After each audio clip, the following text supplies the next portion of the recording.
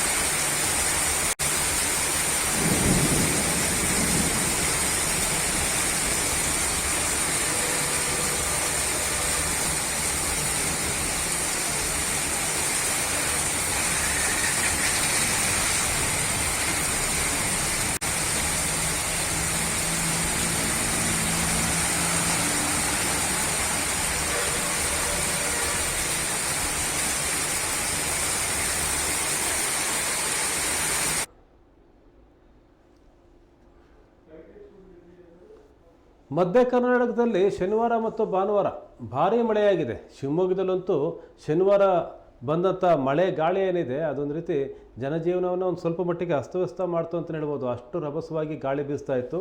ಆಲಿಕಲ್ಲಿನ ಮಳೆ ಸಹ ಸುರಿಯಿತು ಶನಿವಾರದ ದಿನ. ಇನ್ನು ಭಾನುವಾರ ಸಹ ಶಿವಮೊಗ್ಗ ಮತ್ತು ಸೇರಿದಂತೆ ಸುತ್ತಮುತ್ತಲಿನ ಜಿಲ್ಲೆಗಳಲ್ಲಿ ಉತ್ತಮ ಮಳೆಯಾಗಿದೆ. ಹಾಗಾಗಿ ಕಳೆದ 48 ಗಂಟೆಗಳಲ್ಲಿ ನಿರೀಕ್ಷೆಗೆ ಮೀರಿದಷ್ಟು ಅಂದರೆ ಮುಂಗಾರು ಪೂರ್ವ ಮಳೆ ಹೀಗೆ ಬರುತ್ತೆ ಅಂತ ನಿರೀಕ್ಷೆ ಯಾರಿಗೂ ಇದ್ದಿಲ್ಲ.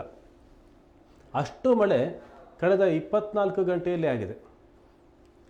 ಇನ್ನು ಈ ಮಳೆ ಮತ್ತೆ ಇವತ್ತು ಅಂದರೆ ಸೋಮವಾರವೂ ಸಹ ಮುಂದುವರಿಯುತ್ತೆ ಅಂತ ಹವಾಮಾನ ಇಲಾಖೆ ಮುನ್ಸೂಚನೆಯನ್ನು ಕೊಟ್ಟಿದೆ. ಬರೀ ಶಿವಮೊಗ್ಗ ಮಾತ್ರ ಅಲ್ಲ, ಒಂದು ಉಡುಪಿ, ದಕ್ಷಿಣ ಕನ್ನಡ, ಕರಾವಳಿಯ ಜಿಲ್ಲೆಗಳಾಗಿರ್ಬೋದು, ಮತ್ತು ಮಧ್ಯ ಕರ್ನಾಟಕದ ಜಿಲ್ಲೆಗಳಾಗಿರ್ಬೋದು, ಮತ್ತು ಉತ್ತರ ಕರ್ನಾಟಕದ ಕೆಲವು ಜಿಲ್ಲೆಗಳು, ಧಾರವಾಡ, ಗದಗ, ಹಾವೇರಿಯಲ್ಲೂ ಸಹ ಮಳೆಯಾಗುತ್ತೆ ಅಂತ ಹೇಳಿದೆ ಹವಾಮಾನ ಇಲಾಖೆ. ಇನ್ನು ಹಳೆ ಮೈಸೂರು ಭಾಗದಲ್ಲಿ ಚಾಮರಾಜನಗರ, ಹಾಸನ, ಕೊಡಗು ಅಲ್ಲೂ ಸಹ ಮಳೆಯಾಗುತ್ತೆ ಅಂತ ಹೇಳಿದೆ. ಮಂಡ್ಯ, ಮೈಸೂರು, ರಾಮನಗರ ಇಲ್ಲೆಲ್ಲ ಮಳೆಯಾಗುತ್ತೆ ಅಂತೇಳಿ ಹವಾಮಾನ ಇಲಾಖೆ ಈಗ ಮುನ್ಸೂಚನೆಯನ್ನು ಕೊಟ್ಟಿದೆ. ಮುಂಗಾರು ಪೂರ್ವ ಮಳೆ ಭಾರೀ ಆಗ್ತಾಯಿದ್ದು ಜನರಲ್ಲಿ ಒಂದು ರೀತಿ ಬೇಸಿಗೆಯ ಬಿಸಿ ಕಡಿಮೆ ಆದಂಥ ಒಂದು ಸಂತೋಷ ಒಂದು ಕಡೆ ಆದರೆ, ಮುಂಗಾರು ಪೂರ್ವ ಮಳೆ ಹೇಗಿದ್ದರೆ ಮುಂಗಾರು ಹೇಗಿರುತ್ತೆ ಅಂತಕ್ಕಂಥ ಆತಂಕವೂ ಸಹ ಇದೆ.